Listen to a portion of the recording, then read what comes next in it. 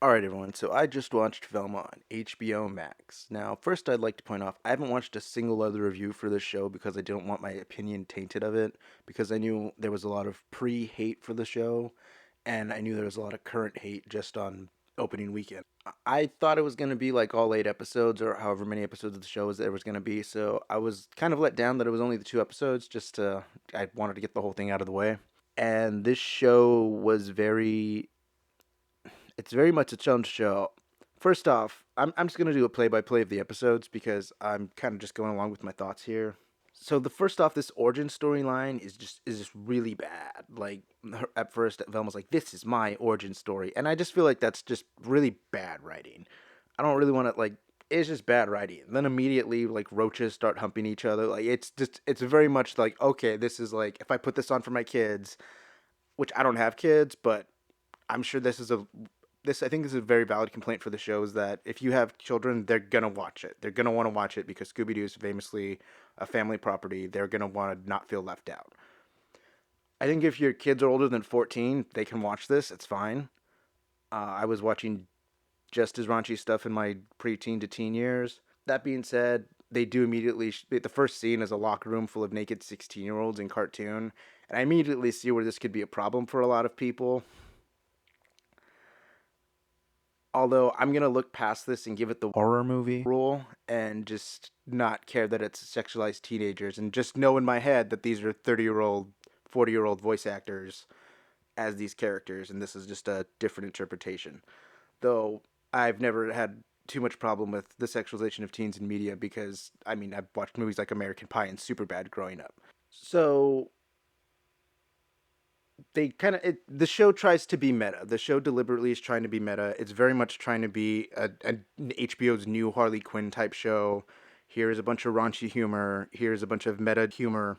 It just doesn't land as well as it does in Harley Quinn. Harley Quinn was a comic book, so it was already just far more set up for the medium. And Scooby Doo kind of had fourth wall jokes here and there, but comic books have just kind of been a little more savvy to the fourth wall breaks. I was immediately cool with. I mean, I didn't mind the personifications of the characters too much. They were still pretty on point. Like I know some people were complaining, oh, they've made Fred an asshole now, but it's Glenn Howerton, and Glenn Howerton's great. I am untethered and my rage knows no bounds! I don't. I actually really like the interpretation of Fred. I don't know.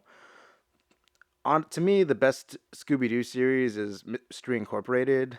It was on Cartoon Network almost a decade ago now, and that's probably the definitive best interpretation of the gang.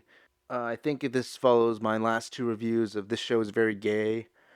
Again, there's not really a problem with that unless you're, a hardcore bigot and don't really want to see that. Again, it doesn't bother me too much. Okay, here's an aside. So, the race swapping. I don't mind it too much. I get it. But when race swapping happens, see, I'm a brown-skinned American. So when race swapping in media happens, it's almost like a way of saying you were never allowed to identify with these characters to begin with. I'd watched Scooby Doo for the last 25 years. It didn't matter if I identified with the characters or not. I enjoyed it. I liked watching their adventures. So when people tell you, or when the media does these race swapping things in entertainment, it really creates the sense of, well, you weren't ever part of this. This wasn't for you, but now it is. And to me, that's insulting because I was consuming a lot of movies and a lot of TV shows that had all white actors. Not once did I ever think, wow, I don't identify with these people because I don't look like them. So, if you did growing up, I'm sad for your sorry, pathetic existence. I don't really know. Um, if you're a white person that's super mad because the race swapping, I don't really know what to tell you. I feel sad for your sorry, pathetic existence. Because this isn't going to be the only interpretation of Scooby Doo from now on. They might race. This isn't the first time Velma's even been Asian. Also, they didn't change Shaggy's name to Norville. If you're complaining that that they changed Shaggy's name to Norville, you are not a Scooby Doo fan. You need to shut up. His name has been Norville for a long ass time. You're safe here with me. My name's Norville, but most people call me Shaggy.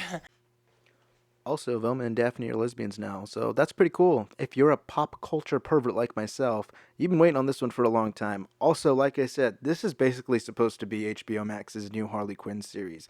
I mean, Daphne even has the same haircut as Poison Ivy, so real nice on the creativity and character design on that one.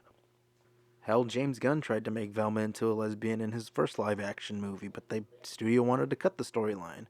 Well, here they are, 20 years later. Speaking of James Gunn's live-action Scooby-Doo movies, let's not forget that they were also pretty racy and a little more leaning towards the adult humor. You know what? I think I like this show. I know it's not what it's supposed to be, and I know it's not good traditional Scooby-Doo, but if I want good traditional Scooby-Doo, I'll just go back and watch good traditional Scooby-Doo. This isn't the first time Hanna-Barbera characters have been reworked for adult entertainment. Shows like C-Lab 2021 and Space Ghost were reworked for Adult Swim animation. Adult Swim animation. And quite honestly, this show's probably better than both of those. Really, get off your high horses. If you don't want to watch the show, then don't watch the show. If you think, oh, this wasn't made for me, then don't watch it. If you're watching it just to hate watch it so you can make content, that's fine too. Personally, I'm going to watch the show till the end because I like Scooby-Doo. I even watched the WWE crossover with Scooby-Doo. It was great.